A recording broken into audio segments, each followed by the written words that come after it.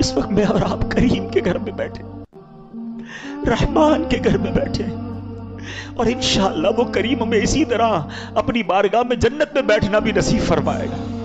یہ ہم ہیں جو اسے چھوڑ کر چلے جاتے ہیں، اس کی رحمت تو بلاتی ہے، ہم ہیں جو بھاگ جاتے ہیں، ہم ہیں جو دور ہو جاتے ہیں۔ ارے ایسا سکون کہاں ہے دنیا میں، مجھے بتاؤ نا۔ میں جانتا ہوں آپ میں سے بہت سارے وہ لوگ ہیں جو 5 اسٹار ہوٹلز میں، 7 اسٹار ہوٹلز میں، بزنس کلاس میں، پتہ نہیں کیا کیا ٹریول آپ نے کیا ہوگا۔ اپنے دل سے پوچھ کر بتاؤ اس وقت جو آپ کے دل پر سکون داری ہے دنیا میں کہیں اور؟ ہاں، مکے مدینے میں آتا ہے، نماز میں آتا ہے، عبادت میں آتا ہے، اللہ کے گھر میں یہ سکون آتا ہے۔ پھر ہم کیوں چلے جاتے ہیں؟ پلیز اس مبارک رات اللہ سے کچھ وعدے کر کے جانا ہے، اس مبارک رات ہمیں رب سے پکی دوستی کر کے جانا ہے۔ وہ پتہ ہے کتنی رحمت والا ہے اور اس کی رحمت کتنی بڑی ہے۔ آئیے میں آپ کو ایک واقعہ سناتا ہوں۔ آپ کو پتا ہوگا کہ حضرت حمزہ نبی پاک علیہ الصلوۃ والسلام کے چچا ہیں، سید الشہداء، اور یہ اتنے عزیز چچا ہیں۔ حضرت حمزہ رضی اللہ تعالیٰ عنہ سے نبی پاک کا جو لیول آف لو اور رسپیکٹ اور کنیکشن تھا نا، وہ کچھ اور تھا۔ اب ہم عمر بھی تھے، نبی پاک کی عمر اور آپ کی عمر میں اتنا فرق بھی نہیں تھا۔ اچھا، آپ کو شہید کیا گیا اور وہ شہید بھی بڑی بے دردی سے کی، اور آپ کا کلیجہ چبایا گیا، اور کا طویل داستان ہے۔ مگر آپ کو ٹارگٹ کر کے جو شہید کرنے والا تھا نا، وہ کون تھا پتہ ہے؟ اس کا نام تھا وحشی، ٹھیک ہے؟ اب نبی پاک علیہ الصلوۃ والسلام کا دل دیکھیں، پیارے آقا کی براڈ مینٹالٹی دیکھیں، اور اللہ کی رحمت دیکھیں۔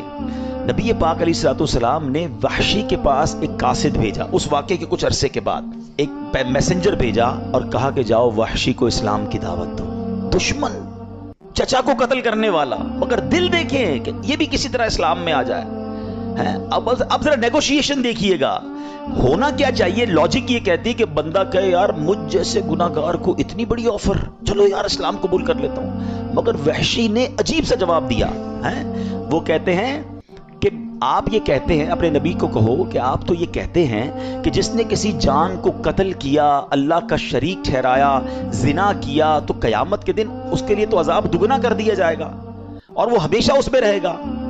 میں نے تو یہ سارے کام کیے ہیں، تو کیا میرے لیے کوئی رخصت ہے؟ مطلب یہ ساری لسٹ تو میں نے کر کے بیٹھا ہوا ہوں، اسلام کی دعوت جاری ہے اور وہ اپنی طرف سے ایک ڈیمانڈ کریٹ کر رہا ہے۔ تو نبی پاک علیہ الصلوۃ والسلام نے جب یہ پیغام سنا نا، تو اللہ کریم کی طرف سے قرآن کی یہ آیت نازل ہوتی ہے۔ دیکھو میرا رب کیسا رحیم ہے۔ ارشاد ہوتا ہے الا من تاب وآمن وعمل صالحا۔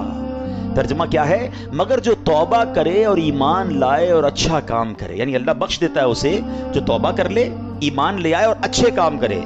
تو جب یہ دوبارہ آیت بھیجی گئی کہ دیکھو اللہ نے آیت نازل کر دی ہے، اگین قاصد جاتا ہے کس کے پاس؟ وحشی کے پاس، کہ اللہ کی طرف سے یہ میسج آ گیا ہے۔ تو وحشی کہتا ہے یہ شرط تو بڑی سخت ہے، ممکن ہے میں اس پہ عمل نہ کر سکوں، ٹھیک ہے ایمان لے آؤں گا، مگر بعد میں اچھے کام نہ کر سکوں تو پھر میرے لیے کیا حکم ہوگا؟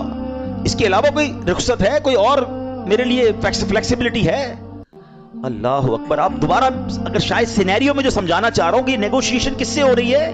جس نے پہلے ہی بہت زیادہ ہرٹ کیا ہوا ہے، جس نے پہلے ہی بڑی ان کو معاف کر دینا ہی بڑی بات تھی، مگر نیگوشیشن ہو رہی ہے۔ وہ کہتے ہیں اور کوئی رخصت ہے؟ میں کیسے اچھے کام کروں؟ ضروری تو نہیں اچھے کام کروں، نہیں بخشا گیا پھر مارا جاؤں گا۔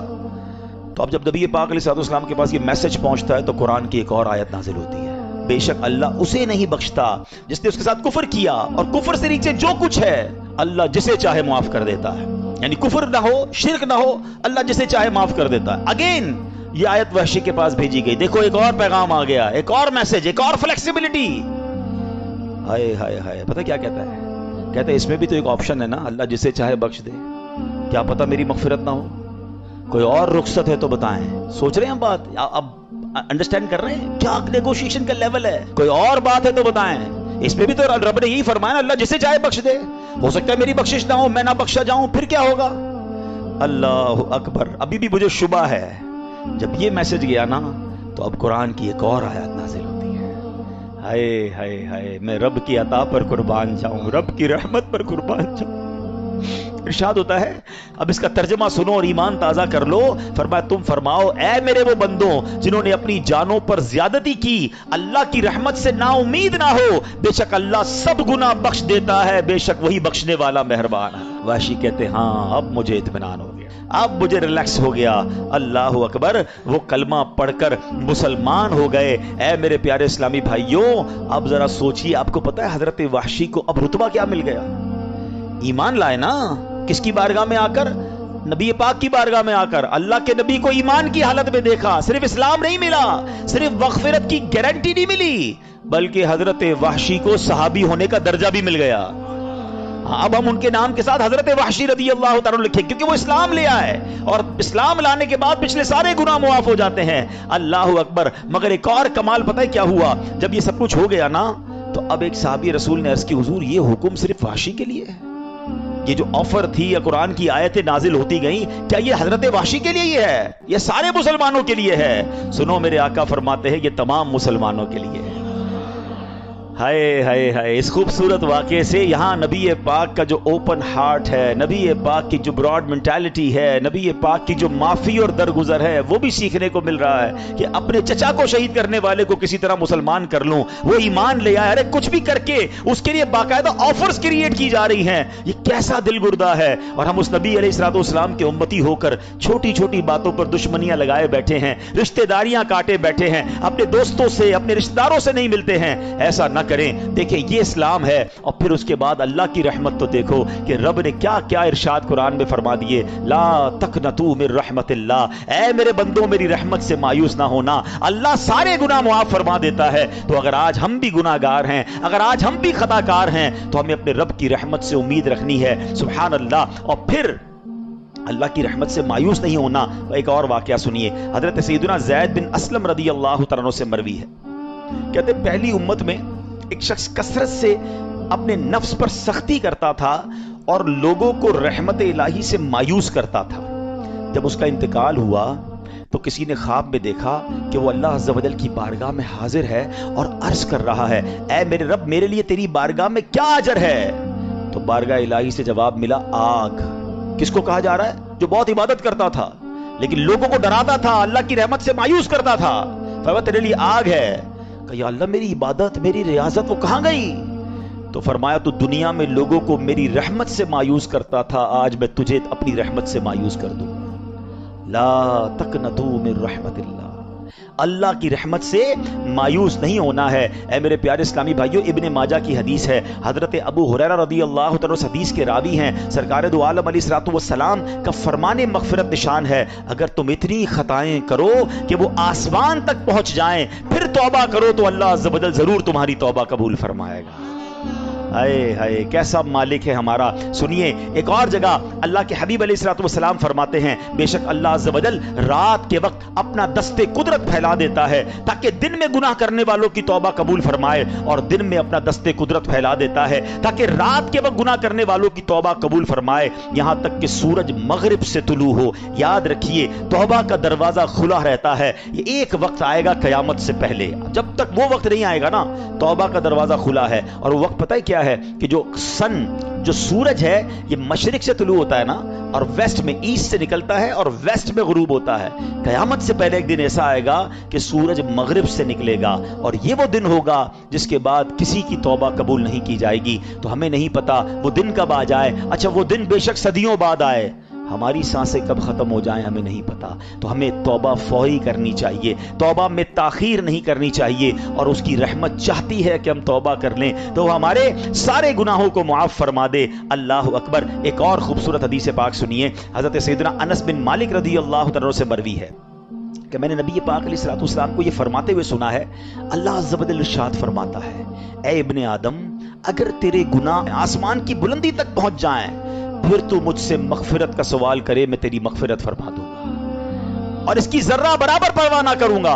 اے ابن آدم اگر تو زمین کے برابر خطائیں لے کر میری بارگاہ میں حاضر ہو تو میں اس کے مطابق تیری بخشش فرما دوں گا، بشرطے کہ تو میرے ساتھ کسی کو اپنا شریک نہ ٹھہرائے۔ کنڈیشن ایک ہے، شرک نہیں کرنا ہے، اس کے علاوہ جتنے گناہ ہوں سچی توبہ کر لے وہ کریم معاف فرما دیتا ہے، اور وہ کیسا معاف کرنے والا ہے۔ اے میرے پیارے اسلامی بھائیوں، ایک بار نبی پاک علیہ الصلوۃ والسلام کے ساتھ صحابہ اکرام بھی بیٹھے تھے، عورت سے بچہ بچھڑ گیا تھا، تو ایک عورت بھاگ رہی تھی اور اس نے ایک قیدی بچے کو اٹھا کر اپنے سینے سے لگایا، جب دیکھا کہ بچہ مل گیا، بٹ جس طرح ماں سے بچہ بچھڑ جائے اور وہ دوڑتے ہوئے آ کے بچے کو کیسے پکڑتی ہے، تو صحابہ کرام بھی بیٹھے ہیں، نبی پاک علیہ الصلوۃ والسلام موجود ہیں، اس عورت کو بہت ٹائم بعد اپنا بچہ ملا، اس نے چمٹایا، اسے دودھ پلانے لگی، سینے سے لگا کر رونے لگی، تو پیارے آقا علیہ الصلوۃ والسلام نے فرمایا اس عورت کو دیکھ کر بتاؤ کیا یہ اپنے بچے کو جہنم میں ڈال دے گی؟ تو تو عرض کی کہ حضور اللہ کی قسم کبھی نہیں ڈالے گی، یہ تو اس کو خراش بھی نہیں آنے دے گی، میں خلاصہ عرض کر رہا ہوں۔ تو پیارے آقا علیہ الصلوۃ والسلام نے فرمایا اللہ عز و جل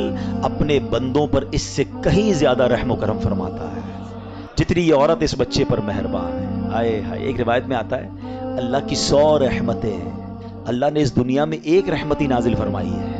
اچھا اس رحمت کا صلہ پتہ ہے کیا ہے؟ یہ ماں جو ہم سے پیار کرتی ہے، جو والد ہمارا خیال رکھتا ہے، جانور اپنے بچوں کا خیال رکھتے ہیں، لوگ ایک دوسرے پر جو رحم کرتی ہیں، سب کچھ اس ایک رحمت کی برکت سے ہے۔ یہ ماں کا جو پیار ہے نا، ہر ماں اپنے بچے سے جو پیار کرتی، جان دینے کے لیے تیار ہو جاتی ہے، جانور بھی اپنے بچوں سے پیار کرتے ہیں۔ روایتوں میں آئیے سب اس ایک رحمت کا صلہ ہے جو پوری دنیا میں آپ کو رحم نظر آتا ہے۔ فرمایا 99 رحمتیں قیامت کے دن کے لیے باقی رکھی ہیں، اللہ قیامت کے دن وہ 99 رحمتیں شامل کر کے اپنے بندوں کی بخشش فرمائے گا۔ ہائے ہائے کیسا رحیم کیسا کریم ہے میرا مولا۔ اے میرے پیارے اسلامی بھائیوں، حضرت سیدنا جابر بن عبداللہ سے مروی ہے کہ نبی پاک علیہ الصلوۃ والسلام کا فرمان میری شفاعت میری امت کے کبیرہ گناہ والوں کے لیے ہے۔ اور اسی طرح ایک اور صحابی کے بارے میں آتا ہے کہ ایک اعرابی نے عرض کی، اب دیکھیں اللہ پر بھروسہ کیسا، کہتے حضور کیا قیامت کے دن گناہ گاروں کا حساب رب خود لے گا، اللہ حساب لے گا؟ تو نبی پاک علیہ الصلوۃ والسلام نے کہا ہاں وہ خود لے گا۔ تو عربی مسکرانے لگ گیا، ریلیکس تھا، عربی گاؤں سے آیا ہوا تھا، صحابہ دیکھ رہے۔ تو نبی پاک علیہ الصلوۃ والسلام نے اس سے مسکرانے کی وجہ پوچھی کہ جواب تو بڑا سیویئر تھا کہ کون حساب لے گا، اللہ لے گا۔ میں نے کہا اللہ لے گا، تو مسکرا رہے ہو؟ تو کہتا ہے جب کریم کسی پر قدرت پاتا ہے نا تو معاف کر دیتا ہے، جب حساب لیتا ہے تو درگزر فرماتا ہے۔ اے ہائے، نبی پاک نے فرمایا یہ عربی سچ کہہ رہا ہے، جان لو اللہ سے بڑا کریم کوئی نہیں، وہ سب کریموں سے بڑھ کر کریم ہے۔ کریم قابو پا لے نا تو پھر معاف ہی کر دیتا ہے، اس کو پتا ہے بندہ پھنس گیا ہے، اس کی پکڑ ہو گئی ہے، وہ معاف کر دیتا ہے۔ اور اللہ تو سب سے بڑا کریم ہے، سب سے بڑا معاف کرنے والا ہے۔ ایک کمال کا میں آپ کو واقعہ سناتا ہوں، حضرت موسیٰ علیہ نبینا علیہ الصلوۃ والسلام کے دور کا واقعہ ہے۔ اللہ کریم نے آپ کو حکم دیا کہ اے موسیٰ فلاں علاقے میں جاؤ، میرے ایک ولی کا انتقال ہو گیا ہے، تو اس کا جا کر نماز جنازہ ادا کرو، غسل کفن کا انتظام کرو۔ آپ ادھر گئے، آپ نے جب غسل کفن کے لیے کوشش کی تو لوگ کہنے لگے آپ کدھر آ گئے، یہ تو بڑا گناہ گار، بڑا بدکار اور زمانے کا بیکار شخص ہے، آپ اس کا جنازہ پڑھنے آئے۔ بہرحال آپ نے وہ سارا کچھ کر دیا۔ پھر اللہ سے کہا کہ یا اللہ بندے تو یہ کہہ رہے ہیں تیرا نافرمان تھا، گناہ گار تھا، اور تو فرماتا ہے تیرا ولی۔ اللہ نے فرمایا موسیٰ بات یہ بندے سب بات تو صحیح کر رہے ہیں، یہ جو کہہ رہے ہیں نا یہ سب ٹھیک کہہ رہے ہیں، مگر بات یہ ہے کہ اس بندے نے مرنے سے پہلے جب اس کی وفات کا وقت قریب آیا نا تو 5 کلمات کے ذریعے اس نے مجھے پکارا، اے موسیٰ میں نے ان 5 کلموں کی وجہ سے اس کی مغفرت فرما دی۔ حضرت موسیٰ نے کہا یا اللہ مجھے 5 سینٹنس بتا دے، مجھے وہ 5 کلمات بتا دے کہ صدیاں گناہ کر کے اتنے بڑے گناہ گار کو صرف 5 کلموں کے لیے بخش دیا تو نے۔ اب ذرا ان 5 سینٹنس کی خوبصورتی، ڈیپتھ اور اللہ سے کنیکٹیوٹی سمجھیے گا۔ کاش یہ بات سمجھ آ جائے کہ توبہ کہتے کس کو ہیں، اللہ سے کنیکٹیوٹی کسے کہتے ہیں۔ ہم کانوں کو ہاتھ لگانا یا اللہ میری توبہ، ہمارے تو سٹائل ہی دوسرے ہیں نا۔ توبہ کسی اور شے کا نام ہے، توبہ کے لیے کوئی بہت بڑا اہتمام کرنے کی ضرورت نہیں ہے، بس دل سے ایک بار پکارنے کی ضرورت ہے، سچی پکار ہو جائے، ایک بار سچی کنیکٹیوٹی ہو جائے، وہ کریم پچھلے سارے گناہ معاف فرما دیتا ہے۔ اس پتہ ہے گناہ گار نے وہ 5 جملے کیا کہے؟ وہ کہتا ہے اے اللہ تو جانتا ہے کہ میں نیکوں سے محبت کرتا ہوں اگرچہ خود نیک نہیں ہوں۔ ذرا سوچئے، میں خود نیک نہیں ہوں مگر تو جانتا ہے مجھے نیکوں سے پیار بڑا ہے۔ دوسرا سینٹنس کیا تھا؟ یا اللہ تو جانتا ہے میں گناہ گاروں سے بغض رکھتا ہوں، فاسقوں سے بغض رکھتا ہوں حالانکہ میں خود گناہ گار ہوں۔ سمجھ رہے بات کو؟ اپنے گناہوں کا اعتراف، اقبال جرم ہے۔ بندے کو کہو تو گناہ گار، بولتا ہے میں کدھر گناہ گار بھائی، مجھ سے بڑا تو نیکی کوئی۔ ہم تو پہلے یہی ماننے کے لیے تیار نہیں کہ میرے گناہ کتنے ہیں۔ اللہ کی بات دنیا سے چھپا لو، اللہ سے چھپتا نہیں کچھ۔ ادھر اقبال کریں، ادھر مانے، ایکسپٹ کریں۔ ہاں دنیا کی عدالت میں اگر ہم کہیں جا کے اپنا جرم ایکسپٹ کر لیں سزا سنائی جاتی ہے۔ سبحان اللہ، میرے رب کی رحمت کے انداز ہی نرالے ہیں، اس کی عدالت کے دستور نرالے ہیں۔ کوئی سچے دل سے جا کے مان لینا یا اللہ میں سب سے بڑا گناہ گار، اس کی رحمت اس کی بخشش فرما دیتی ہے۔ اس نے کہا کیا کہا؟ یا اللہ ہوں بڑا گناہ گار، میں گناہ گاروں سے نفرت رکھتا ہوں مگر مولا خود بھی گناہ گار ہوں۔ تیسرا جملہ کیا تھا؟ یا رب اگر مجھے معلوم ہو جائے نا کہ میرے جنت میں داخل ہونے سے تیری ملکیت میں کوئی کمی آ جائے گی، تو پھر میں تیری جنت کا کبھی تجھ سے سوال نہیں کروں گا، کیونکہ مجھے پتا ہے تیری جنت بہت بڑی ہے، مجھے داخل کر کے تیرا کچھ بھی نہیں جانا، تیرا کچھ نہیں جانا، میرا بیڑا پار ہو جانا ہے۔ تو پھر میں تجھ سے کیوں نہ مانگوں؟ مجھے بخشنے میں تیرا کیا جائے گا؟ تو کریم، تیری جنت بہت بڑی، تیری رحمت بہت بڑی۔ تو یا اللہ مجھے اگر یہ معلوم ہو جائے کہ مجھے جنت میں داخل کرنے سے تیری ملکیت تھوڑی ہو جائے گی، پھر میں جنت نہیں مانگوں گا۔ چوتھا سینٹنس کیا تھا؟ یا رب اگر مجھے معلوم ہو جائے کہ میرے جہنم میں داخل ہونے سے تیری ملکیت میں اضافہ ہو جائے گا تو میں جہنم سے تیری پناہ بھی نہیں مانگوں گا۔ اگر جہنم میں ڈالنے سے تیری ملکیت میں، تیرے ملک میں اضافہ ہو رہا ہے تو پھر مجھے ڈال دے جہنم میں راضی ہوں، مگر مجھے پتا ہے کہ مجھے جہنم میں ڈالنے سے تیری ملکیت میں کوئی اضافہ نہیں ہوگا، تو ویسے ہی مالک ہے، تو ویسے ہی خالق ہے، سب کچھ تیرا ہے۔ اور آخری جملہ سنیے، وہ کیا کہتا ہے؟ یا رب اگر تو مجھ پر رحم نہیں کرے گا تو پھر کون کرے گا؟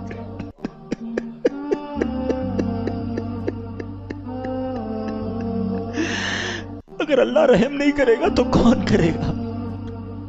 آج اس کی رحم کی بھیک لینے تو آئے ہیں، آج اس کے کرم کی خیرات لینے تو آئے۔ ہم مانتے ہیں یا اللہ، ہم سب ایکسپٹ کرتے ہیں، ہم نے بہت گناہ کیے، ہم نے بہت خطائیں کی، لوگوں سے ڈر لگتا رہا کہ کوئی دیکھ نہ لے، مالک معلوم تھا تو دیکھ رہا ہے، پھر بھی ہم نے گناہ کیے، دروازے بند کر کے گناہ کیے، لائٹ آف کر کے گناہ کیے، علاقے تبدیل کر کے گناہ کیے۔ ہم سب مانتے ہیں مولا، مگر یہ پتا ہے ہمیں بخش دے گا تو تیری رحمت میں کمی نہیں آئے گی، تیرا جائے گا کچھ نہیں۔ ہم بھی تیرے بندے ہیں، ہم بھی تیرے بندے ہیں، تیرے محبوب کے امتی ہیں مولا، تو رحم نہیں کرے گا تو کون رحم کرے گا؟ آج اسی توجہ کے ساتھ اپنے اعمال پر نظر کرنی ہے میرے پیارے اسلامی بھائی۔ ایسے کریم سے کوئی دور نہیں ہوتا ہے، ایسے کریم سے کوئی نافرمانی نہیں کرتا ہے، وہ کیسے بخشتا ہے، وہ کیسے معاف کرتا ہے۔ میں نے کہا نا ایک لمحے کی کنیکٹیویٹی چاہیے۔ حضرت عمر کا دور ہے اور ایک شرابی شراب کی بوتل لیے جا رہا ہے، حضرت عمر نے دیکھ لیا کہ بتاؤ اس میں کیا ہے۔ اب مجھے بتائیے، شراب کی بوتل ہے ہاتھ میں، حضرت عمر سامنے ہے، حضرت عمر کی عدالت ہے، آپ کا دبدبا ہے، آپ کا ایک خوف ہے، آپ کا ایک رولنگ سسٹم ہے، اسے پتا ہے میں پکڑا گیا تو گیا، ریڈ ہینڈ گیا، اب تو آج مارا جاؤں گا۔ ڈرتے ڈرتے کہتا ہے حضور یہ سرکہ ہے، شراب کی بوتل میں کیا ہے؟ سرکہ ہے۔ حضرت عمر کہتے ہیں مجھے دکھاؤ۔ اب پلیز ٹرائی ٹو انڈرسٹینڈ کہ کتنا فرق ہوگا اس بندے اور حضرت عمر میں، اور یہ کتنی سیکنڈ کی کانورزیشن ہوگی۔ دیر از نو بگ کانورزیشن، کوئی زیادہ ٹائم ہی نہیں تھا۔ دیکھو یہ ہے توبہ۔ وہ بندہ دل ہی دل میں اللہ سے پتہ کیا کہتا ہے؟ اللہ آج بچا لے، آج عمر کے سامنے ذلیل ہونے سے بچا لے، مالک وعدہ کرتا ہوں آج کے بعد شراب نہیں پیوں گا۔ اس نے کوئی مسجد میں جا کر دعا نہیں کی، کوئی ہاتھ نہیں اٹھائے، کوئی چیخو پکار نہیں کی، بس دل سے پکارا اپنے اللہ کو، اللہ آج بچا لے، آج بچا۔ آپ کو پتہ کیا ہوا؟ ڈرتے ڈرتے اس نے شراب کی بوتل حضرت عمر کے ہاتھ میں دی، اور وہ شراب کی بوتل جب حضرت عمر کے ہاتھ میں جاتی ہے تو وہ سرکہ بن چکی ہوتی ہے۔ ایسا ہے میرا مالک، ایسا ہے میرا مالک۔ مجھے ایک بات بتاؤ یار، اللہ کو ہمارے کتنے گناہ پتا ہے؟ کبھی سوچا ہے آپ نے؟ یہ گناہ لوگوں کو پتا چل جائیں، سارے چھوڑو یار، 2-4 پتا چل جائیں، ہماری عزت کا کیا حال ہوگا؟ کوئی منہ لگائے گا ہمیں؟ کوئی ساتھ بٹھائے گا ہمیں تھوکے گا بھی نہیں ہمارے منہ پر کہ تو ایسا انسان ہے، ہم تجھے کیا سمجھتے ہیں، تو یہ کرتا ہے اکیلے میں؟ اتنے گناہ سب اسے پتا ہے، مگر سوچو نہ وہ کھانا روکتا ہے، نہ سانسیں روکتا ہے، نہ نعمتیں روکتا ہے، نہ ذلیل کرتا ہے۔ ارے ایسے کریم سے کوئی غداری کرتا ہے، کوئی ایسے کریم کی نافرمانی کرتا ہے، کوئی ایسے کریم کو چھوڑ کر جاتا ہے، کوئی اس کی عبادت سے منہ موڑتا ہے۔ ذرا سوچو تو صحیح ہم کر کیا رہے ہیں۔ خدا کی قسم رب سے محبت کرو، وہ بڑا کریم ہے۔ دیکھو نا کتنے عیب چھپائے، ہمیں عزتیں بھی دے رہا ہے۔ وہ پنجابی شاعر کہتے ہیں نا، ایک گناہ میرے ماں پیو ویکھن مینوں عمری منہ نہ لاویں، ایک گناہ میرے ماں پیو ویکھن مینوں عمری منہ نہ لاویں، لکھ گناہ میرا مالک ویکھے وہ پھر بھی پردے پاوے۔ دنیا میں 1-2 خطائیں ہو جائیں باپ باپ گھر سے نکال دیتے ہیں، ایسا نافرمان بیٹا نہیں چاہیے۔ اللہ کو تو سب پتا ہے نا۔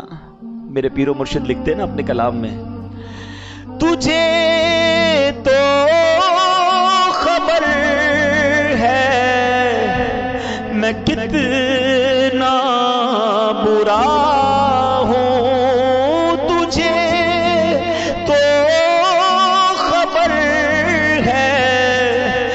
کتنا برا ہوں، تو عیبوں کو میرے چھپایا الہی، تو عیبوں کو میرے چھپایا الہی، بنا دے مجھے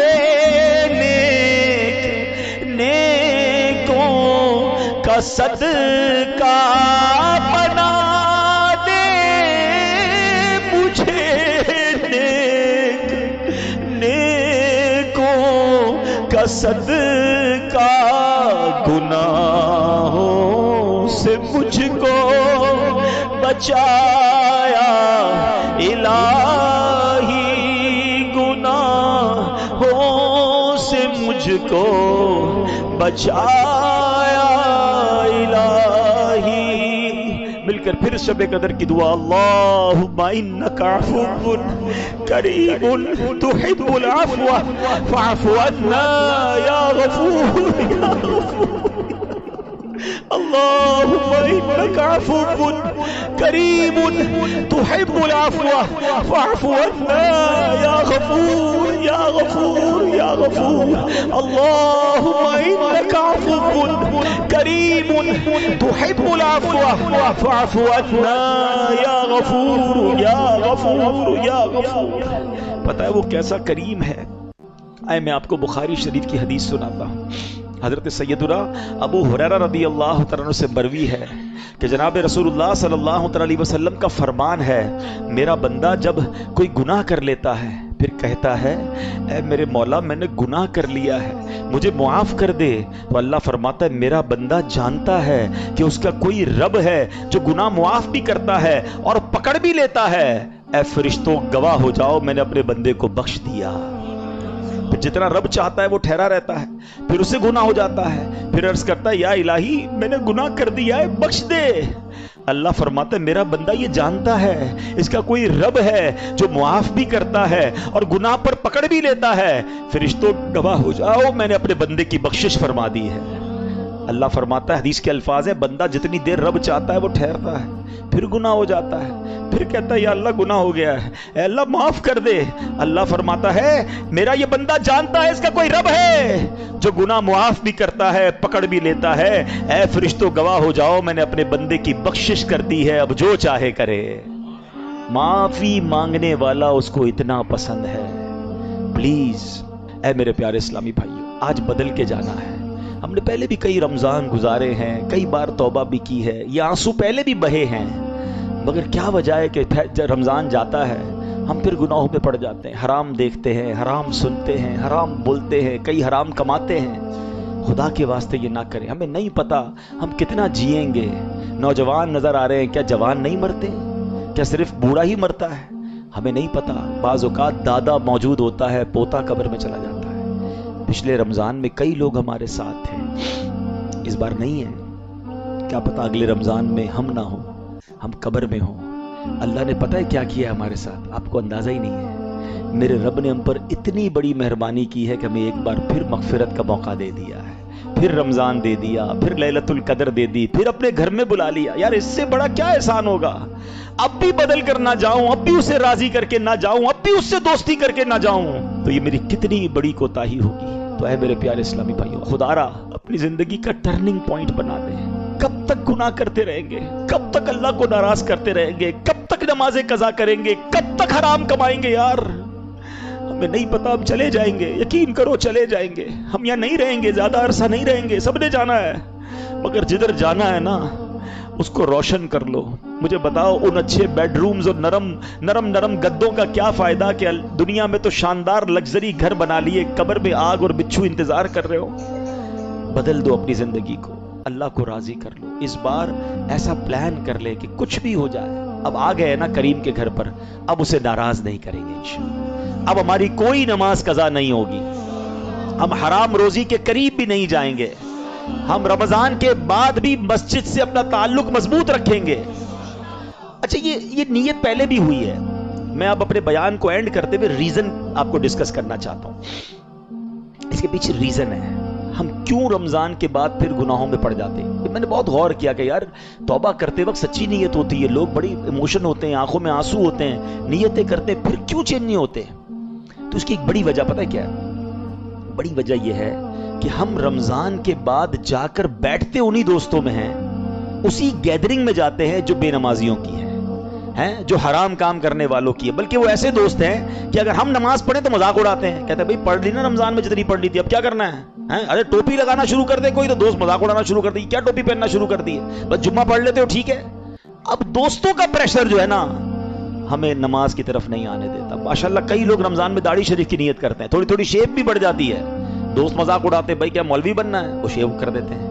دوست اس کو سنیما میں لے جاتے ہیں, دوست اس کو غلط کاموں میں لے جاتے ہیں, اور وہ بیچارہ جس نے رمضان میں توبہ بھی کی تھی, نیت بھی کی تھی, انہی گیدرنگ میں جا کر وہ پھر برباد ہو جاتا ہے.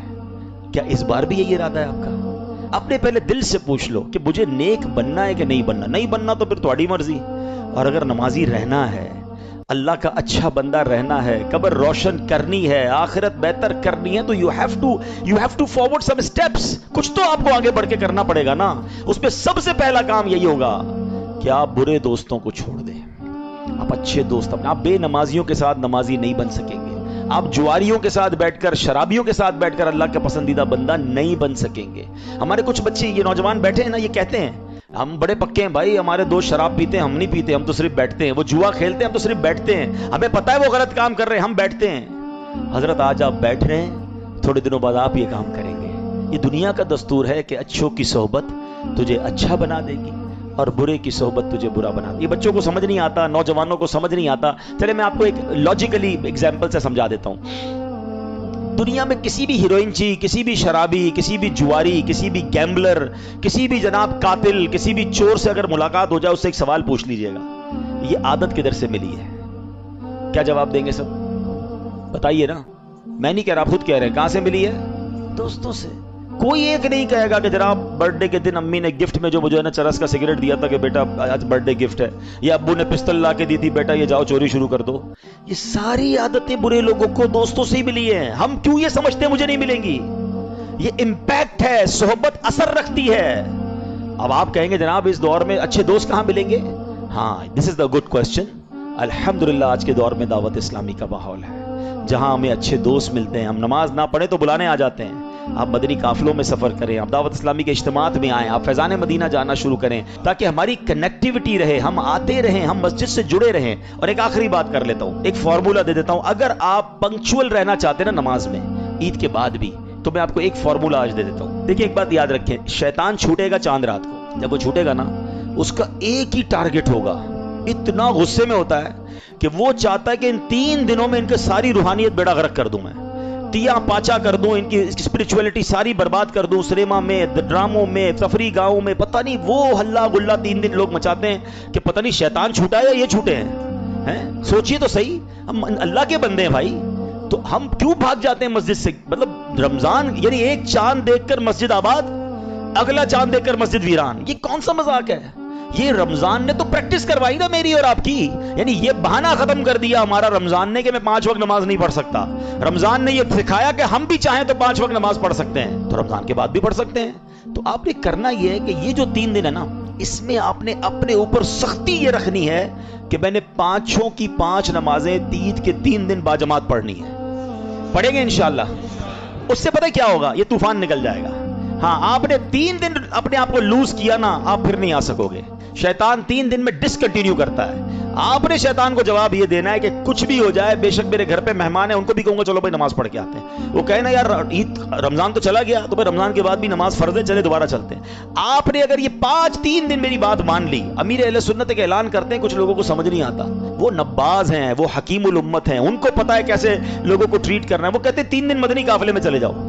لوگ کہتے ہیں یار عید کے 3 دن مدنی قافلہ سفر کراتے ہیں, بھائی عید تو گھر والوں کے ساتھ گزارنی. ان کو پتا ہے 3 دن طوفان آئے گا, سیلاب آئے گا, اس سیلاب سے ہٹ کے جو اللہ کے گھر میں چلا گیا, سیلاب گزر جائے گا, واپس زندگی میں جائے گا, نارمل لائف ہو جائے گی, نمازیں باقی رہیں گی. تو واقعی ایسا ہے, اگر 3 دن اپنے آپ کو اپنے گناہوں سے بچا لیا, نمازوں کی پابندی کی, آپ انشاءاللہ دعا دیں گے, آپ کی نماز جاری رہے گی, آپ کا انشاءاللہ گناہوں سے بچنا جاری رہے گا. ان 3 دنوں میں گناہوں کے سیلاب میں بہنا نہیں ہے.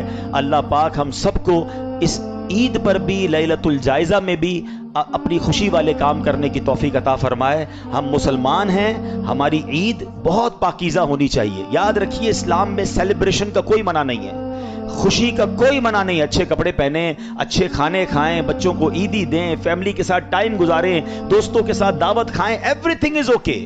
ہر چیز میں ایک بات یاد رکھ لیں, ایک آخری بات کہہ دوں, شیطان نے نا ہمارے ساتھ ایک اور گیم کی ہے, بڑی عجیب گیم کی ہے.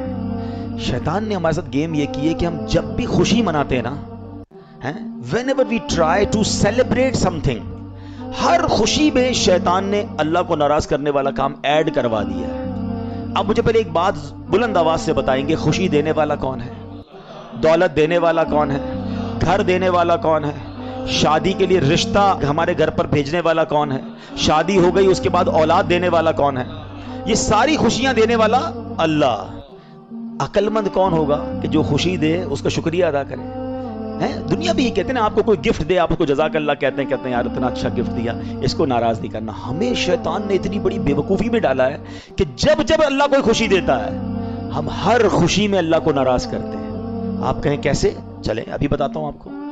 شادی ہوتی ہے, کتنی مشکل سے ہوتی ہے, پوچھو ان ماں باپ سے جن کے بچوں کے رشتے نہیں آ رہے. آپ کے گھر میں شادی ہوئی, کون سا گناہ ہے جو شادی میں لوگ نہیں کرتے؟ ناچ گانے, ڈھول تماشے, میوزک, بے پردگی. اب تو وہ ہو رہا ہے جو زبان سے بھی ادا نہیں ہو پا رہا. ہوتا ہی نہیں ہوتا. لوگوں سے کہو یار کیا کر رہے ہو, خوشی میں چلتا ہے. خوشی میں نہیں چلے گا, خوشی چلی جائے گی, کیونکہ خوشی رب نے دی ہے نا. اگر وہ ناراض ہو گیا تو تمہاری خوشی چلی جائے گی. ہم نے دیکھا ہے 2-2 کروڑ روپے شادی پہ خرچ کیے, پتہ نہیں کانسرٹ کیے, ہنگامے کیے, ڈھول تماشے کیے, فائر ورکس کیے, اور آ کر تھوڑے دنوں بعد کہتے ہیں حضرت دعا کریں بچی سسرال میں خوش نہیں ہے, 4 سال ہو گئے اولاد نہیں ہے. تم نے اللہ کو ناراض کرنے میں کوئی کسر چھوڑی تھی؟ قرآن کہتا ہے لئن شکرتم لازیدنکم, تم میرا شکر ادا کرو میں تمہیں اور عطا کروں گا. اچھا اولاد دی اللہ نے, بڑی دعائیں کی, اللہ نے بچہ دے دیا. بچے کی برتھ ڈے میں کیا کرتے ہیں؟ کیا قرآن خوانی نہیں ہو سکتی؟ کیا نعت خوانی؟ کون کہتا ہے کیک نہ کاٹے؟ کاٹے بھائی, کیک کھلائیں دوستوں کو, بلائیں فیملی کو, لیکن اس میں ڈھول تماشا کدھر سے آ گیا, میوزک کدھر سے آ گیا, بے پردگی کیوں شامل کی؟ ہمیں اندازہ ہی نہیں ہے ہم اللہ کو کیسے ناراض کر رہے ہیں. ہر خوشی پہ اللہ نے نیا گھر دیا, نئے گھر کی پارٹی کرنی ہے, دوستوں کو بلانا ہے, ادھر بھی ناچ گانے کرنے ہیں, ادھر بھی جوا ہونا ہے. اچھا جناب نیا بزنس شروع ہو رہا ہے. مجھے تو یہ سمجھ نہیں آتا کہ تمہیں نیا پلازا شروع کرنے کے لیے, نیا بزنس شروع کرنے کے لیے میوزیکل شو رکھنے کی کیا ضرورت ہے؟ کیا لڑکیاں دکھا کر, میوزک دکھا کر تمہارے اپارٹمنٹ بکیں گے؟ کیا آپ کا شاپنگ سینٹر ناچ گانے کے بغیر شروع ہی نہیں ہو سکتا؟ آپ خود سوچیں, آپ نیا کاروبار شروع کر رہے ہیں, یہاں سجدے ہونے چاہیے تھے, یا صدقے ہونے چاہیے تھے. بلڈر آپ لوگوں کو پتہ نہیں کیا ہو جاتا ہے, اپنے پروجیکٹ کی جب بھی پروموشن کی آپ کو ویڈیو جاری کرتے ہیں, جناب اس کے کمرے دکھاتے ہیں, اس کی آفیسز دکھاتے ہیں, پیچھے میوزک لگا دیتے ہیں. ہر بندہ آپ کی ویڈیو دیکھے گا, آپ کو حرام کا گناہ ملے گا. آپ رب کو ناراض کر رہے ہیں, کیا وہاں کوئی اچھا سا کلام لگا دیں؟ یعنی عقل نہیں ہے کہ ہم ہر خوشی میں, ہر اسٹارٹ اپ میں, ہر بار اپنے رب کو ناراض کر رہے ہیں, اور پھر ہم کہتے ہیں ہماری نعمتوں کو نظر لگ گئی, کاروبار ٹھپ ہو گیا, بچے خوش نہیں ہیں. ہم نے کسر کیا چھوڑی ہے؟ دنیا کا دستور ہے یار, گفٹ دو, اور اگر سامنے والا شکریہ نہ دے ہم آئندہ گفٹ نہیں دیتے. ہم اللہ کو الٹا ناراض کرتے ہیں ہر خوشی میں. پلیز, عید بھی خوشی ہے, اللہ نے دی ہے, کرے نا خوشیاں. مزہ کیا ہے کہ میں اپنی عید بھی مناؤں, اللہ کے 2 بندوں کو بھی عید کے تحفے دے کر ان کی بھی خوشیاں بڑھا دوں. لیکن نہیں, مجھے تو ناراض کرنا ہے اللہ کو. نمازیں قضا کرنی ہے, بے حیائی کرنی ہے, فلمیں ڈرامے گانے باجے. ارے بھائی اسٹوروں پہ میوزک چلنا, ایسا لگتا ہے شیطان کا استقبال ہو رہا ہے. 1 مہینے سے بند تھا, چلو بل کے ویلکم کرتے ہیں. نہ کریں ایسا, ہم یہ بہت بڑی غلطی کر رہے ہیں. لاجک بھی یہ کہتی ہے, عقل بھی یہ کہتی ہے کہ جب اللہ عطائیں بڑھائے ہم سجدے بڑھائیں, ہم شکر بڑھائیں, ہم صدقے بڑھائیں. ہو کیا رہا ہے؟ وہ عطائیں بڑھاتا ہے, ہم خطائیں بڑھاتے ہیں. تھوڑے پیسے تھے, تھوڑے گناہ تھے. زیادہ پیسے ہوئے, ارے یار میں تو انتظار کر رہا تھا پیسے آ جائیں, اب اپنے سارے ارمان پورے کروں گا, اب ساری عیاشیاں کروں گا. وہ رب نے تمہیں اس لیے دیے تھے. سوچیں, عقل یہ کہتی ہے ادھر سے عطائیں بڑھتی رہیں, ادھر سے سجدے شکرانے بڑھتے رہیں. بہت کچھ کہہ گیا میں, عقل مندوں کے لیے اشارہ کافی. ایک جملہ اگر میرے ساتھ دہرا لو, میرے دل میں بہت دکھی ہوں اس معاملے میں. ایک جملہ آج آپ اگر لے جائیں, نوجوان بھی لے جائیں, یہ بچے اسٹینڈ لو نا کہ میری شادی میں اللہ کو ناراض نہیں کروں گا. اپنے ماں باپ کو کہو کہ میں شادی کے بعد لائف آپ نے گزارنی ہے, چند دوستوں کو خوش کرنے کے لیے کر لو گے ہلا گلا, نہ فنکشن اور نہ ناراضگی, اللہ والے کام.